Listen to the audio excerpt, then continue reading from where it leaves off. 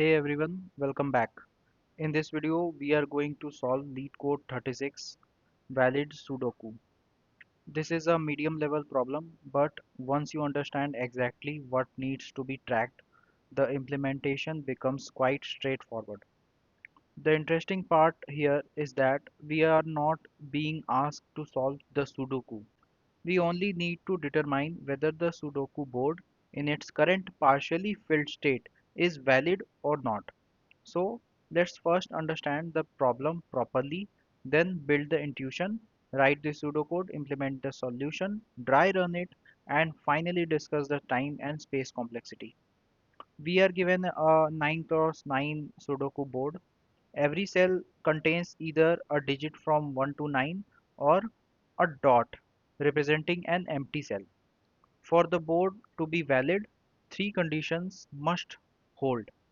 First, every row must contain each filled digit at most once. Second, every column must contain each filled digit at most once. And third, every 3 cross 3 sub box must contain each filled digit at most once. Again, empty cells don't matter. And one very important point from the problem statement is a Sudoku board can be valid even if it cannot eventually be solved. We are not checking solvability. We are only checking whether the current filled cells violate any Sudoku rule. Let's look at the first example. Suppose the first example board looks like this. You can see 5, 3 and empty space and the empty space and the board look like this. If we inspect the rows, there is no repeated filled digit. If we inspect the columns again, no repeated digits. And if we inspect the 3 cross 3 boxes, there is no repeated digit there either. So this board is valid and we return true.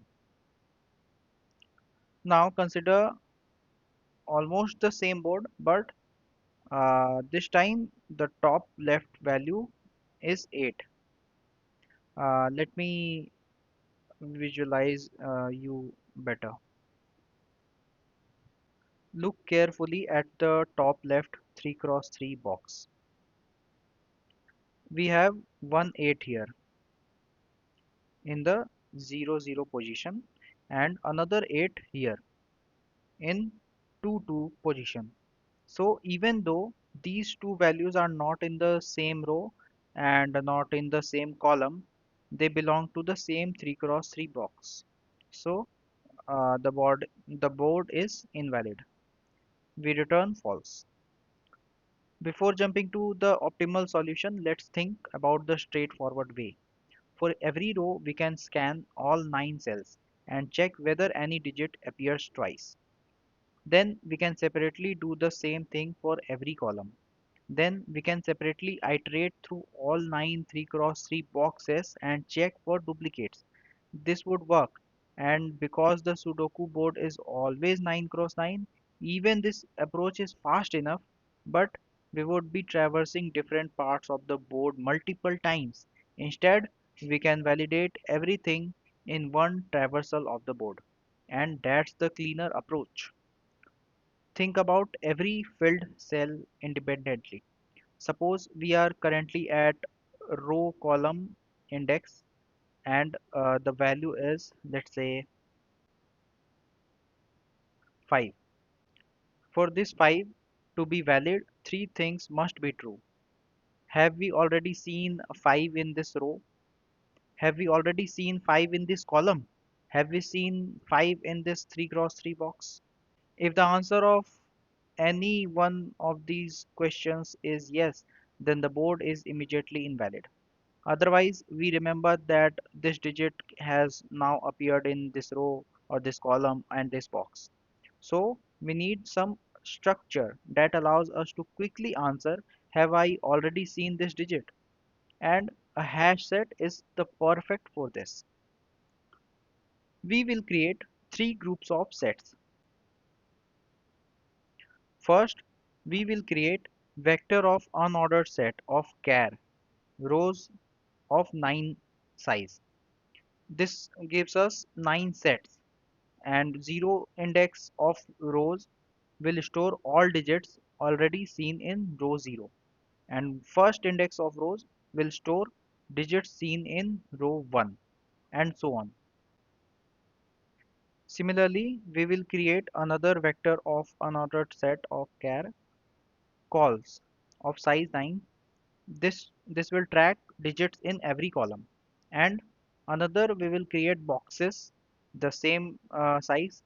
This will track digits inside each 3x3 box. So now the only question is, how do we determine which box a cell belongs to? Let's number the 9 boxes from 0 to 8.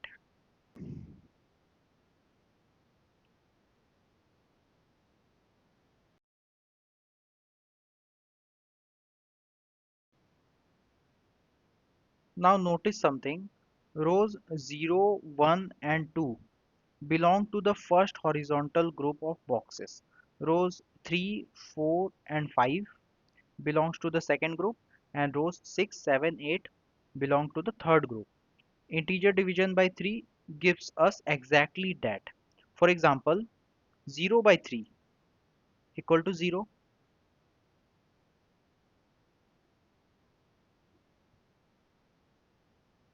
right?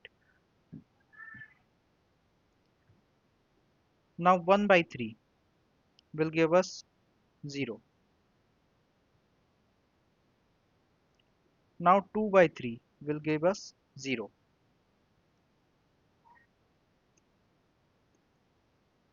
Now 3 by 3 will give us 1. That will indicate the group. Now 4 by 3 will give us 1. Similarly,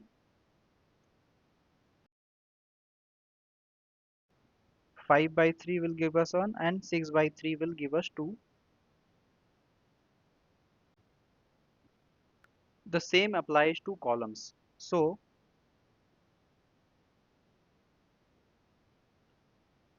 row divided by 3 tells us which box row we are in,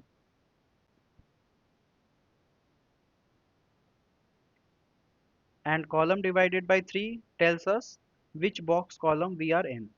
We can combine these two into a single index.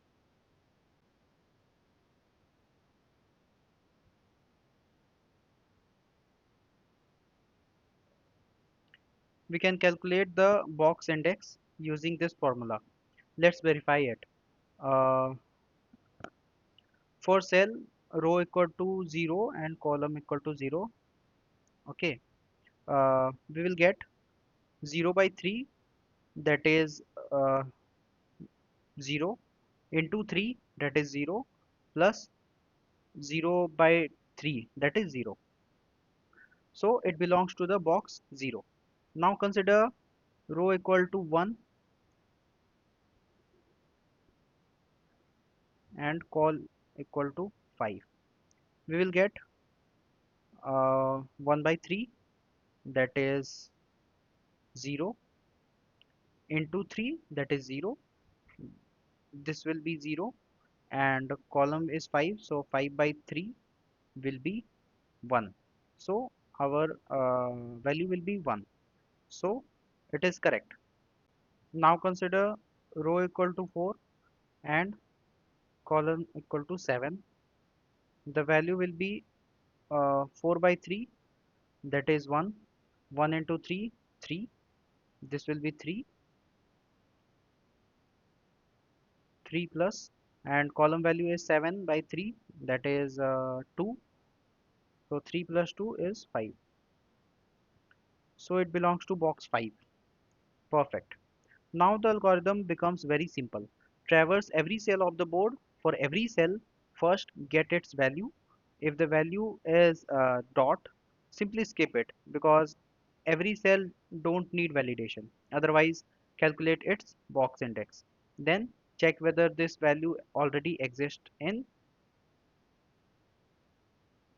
Let me write the pseudocode. So this will be the pseudocode for this algorithm. We will traverse every cell of the board. For every cell, first get its value. If the value is dot, simply skip it because empty cell don't need validation. Otherwise, calculate its box index. Then check whether this value already exists in row index of rows or call index of calls or box index of boxes. If it exists anywhere, we have found a duplicate. Return false. Otherwise, insert the value into all three sets. After after processing all 81 cells, if we haven't found any duplicate, we will return true. Let's implement this in C++.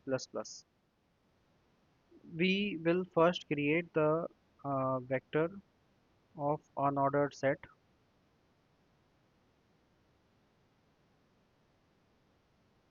of char rows of size 9.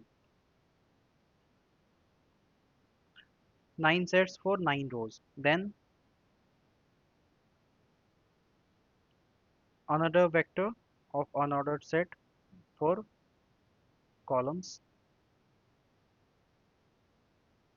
9 sets for 9 columns. And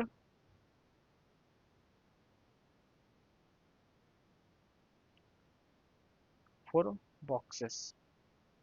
9 sets for 9 boxes. Then we will traverse the complete board.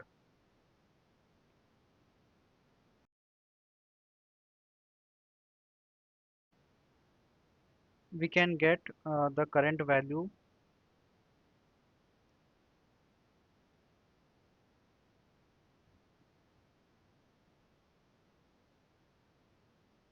Now we get the value, current value of the board. If the cell is empty, we will uh, skip it. We will not do anything. Now we will calculate the box index.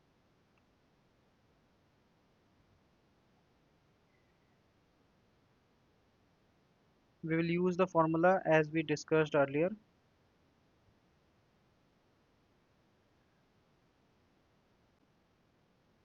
Then comes the most important check.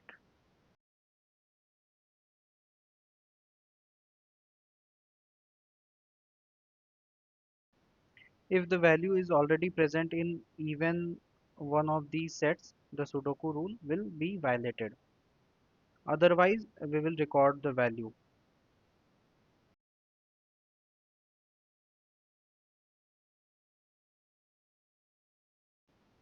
And finally, if the complete board is processed successfully, we will return true.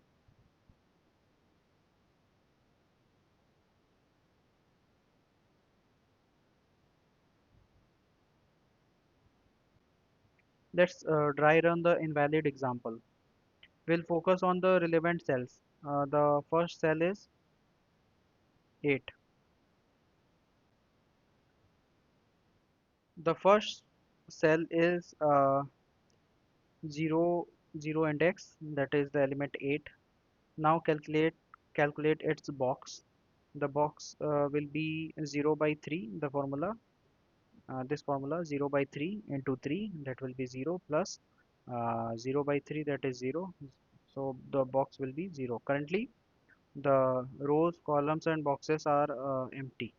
Continue processing the other cells. Eventually we will reach this 8 value, the 2 position. The box index will be 2 by 3 multiplied by 3 plus 2 by 3. So the value will be 0. So we calculated the box value. Now let's check, is 8 in second index of rows?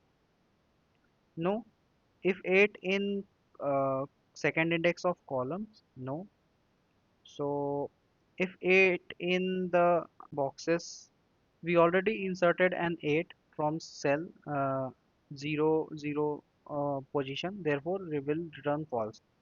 And we are done. This example also shows why checking only rows and columns is not enough. Two identical numbers can be in different rows and different columns, but still violate the box constraint. Let's run it once.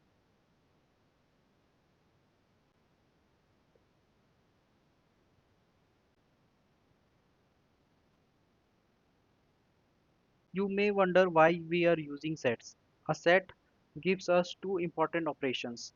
Check whether an element exists and insert an element. When an unordered set, these operations will take average big O of one time. Since the digits can only be 1 to 9, we could use uh, we could also use fixed size Boolean arrays. That would also work and would technically have even smaller overhead. But using sets makes the intuition very clear. If I have already seen this value, the board is invalid. Let's talk about the time complexity. We will visit uh, we visit we visit every cell exactly once. The board contains 9 cross 9, that is 81 cells. So technically the work is big O of 81, and because the board is size is fixed, we can tell that the time complexity of this problem is big O of 1. But if we generalize the idea to an n cross n board, the time complexity will be big O of n. We maintain data for 9 rows, 9 columns, and 9 boxes. Each structure can contain at most 9 digits. So the total space used is bounded by a constant. Therefore, uh, space is also big O of 1. Again, if generalized to n cross n board, the additional space would scale with the board dimension. Let's quickly discuss a few common mistakes. The first mistake, trying to solve the Sudoku. The question does not ask whether the Sudoku can be solved. It only asks whether the existing filled cells are valid. So don't use backtracking here. That would be solving a completely different problem. Second mistake, forgetting the empty cells. A dot represents an empty cell. We should simply skip it. Do not add dots in your set. Otherwise, after seeing the second empty cell, you would incorrectly detect a duplicate. The third mistake, checking only rows and columns. Sudoku also has a 3 cross 3 box constraint. A board may have no repeated value in any row or column and still be invalid because of a box. That's exactly what happens in the second example. Now, this problem is a good example of recognizing that one piece of information belongs to multiple constraints. Every filled Sudoku cell simultaneously belongs to exactly one row, exactly one column, and exactly one box. So instead of validating those three dimensions separately, we process a cell once and update all three states at the same time. This pattern appears in many problems. Whenever you are validating repeated information across different categories, think about maintaining separate sets for each category. Let's quickly recap this complete solution. We traverse the Sudoku board once. For every filled cell, we calculate which row, column, and 3 cross 3 box it belongs to. We maintain sets of all rows, columns, and boxes. For the current digits, if it already exists in any of those three places, the board is invalid. Otherwise, we add the digit to all three sets. If we finish processing all cells without finding any duplicate, the board is valid. The core logic is simply, have I already seen this digit in this row, this column, or this box? If yes, return false. If no, record it and continue. And that's the complete solution for LeetCode 36 valid Sudoku. If you found this explanation useful, make sure you practice the implementation once yourself without looking at this code. Understanding the box index calculation is the only slightly tricky part here. Once the big, once that becomes intuitive, the entire problem becomes a straightforward duplicate detection problem. Once that becomes intuitive, the entire problem becomes a straightforward duplicate detection problem. I'll see you in the next problem.